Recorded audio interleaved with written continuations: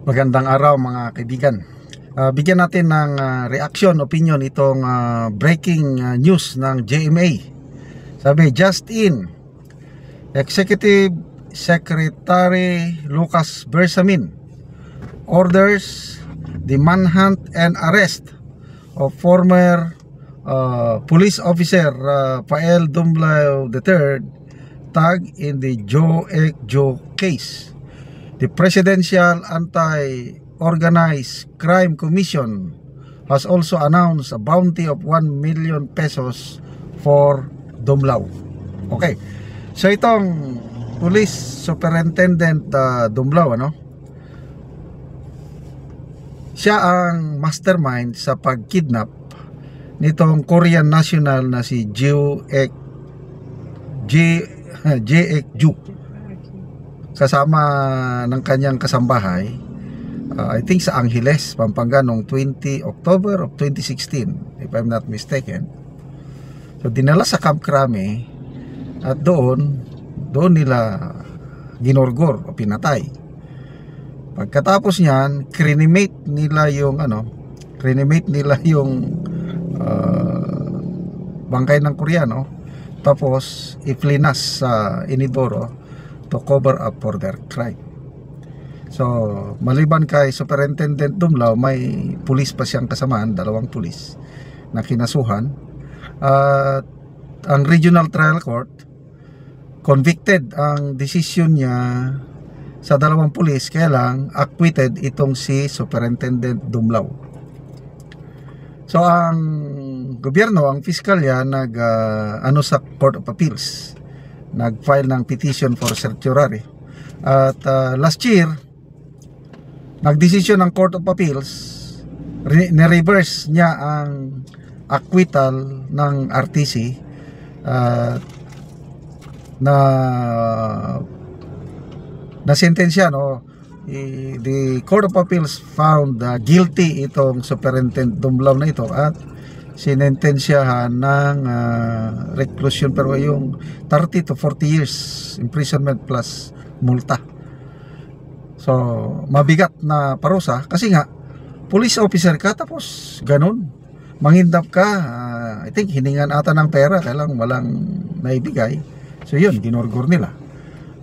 So ito nangyari noong October 2016, kauupo ng Duterte administration.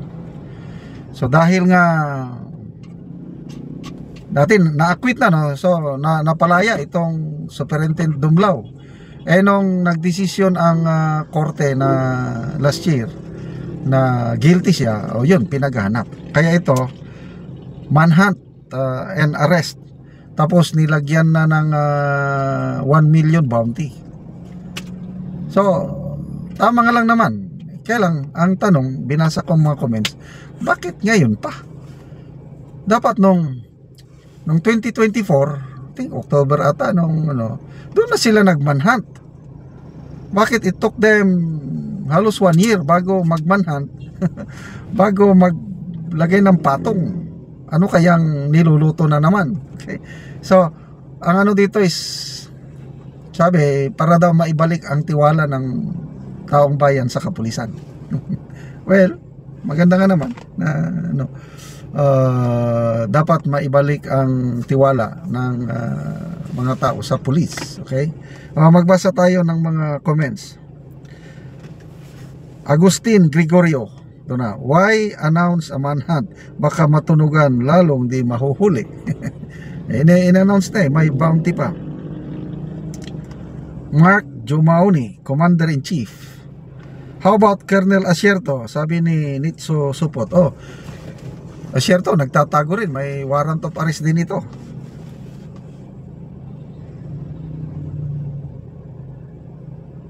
Ano pa ito? Basa pa tayo ng ibang comments, ha?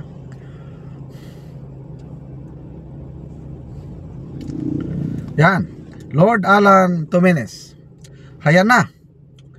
Magsisimula dark days ng mga DDS, sabi nito.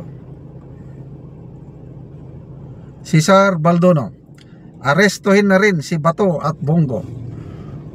ayun, napapabalita na susunod na maisyuhan ng warrant of arrest Senator Bato at Bongo. Sige, hintayin natin. Salvador Sansano, panahon pa ni Digong yan pinatay sa loob ng krami. Si Bato walang ginawa, police chief.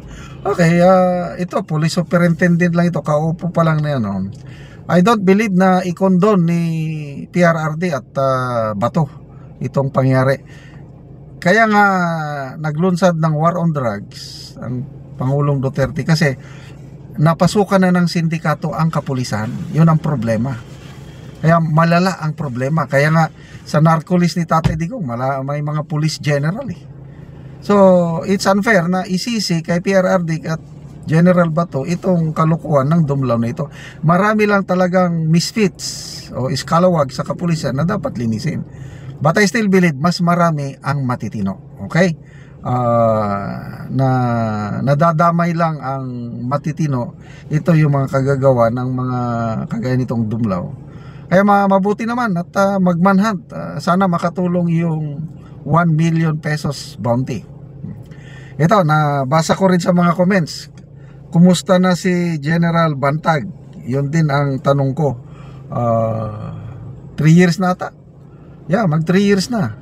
Mula nung may siwan ng warrant of arrest si DG Bantag, hanggang ngayon wala nang balita. So, ganon din si General Domingo. Diba, may warrant of arrest na ilang buwan na mula nung nagtago na. I think 6 months.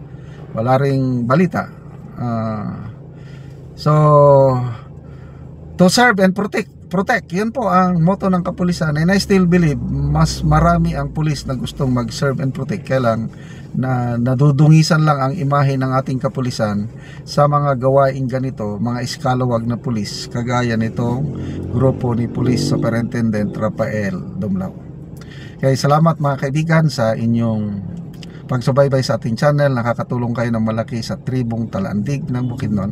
Ang sweldo natin sa channel na ito is pantulong sa tribo. Namimigay tayo ngayon ng mga yero at pako para ma-repair ang sira-sirang bahay ng tribo.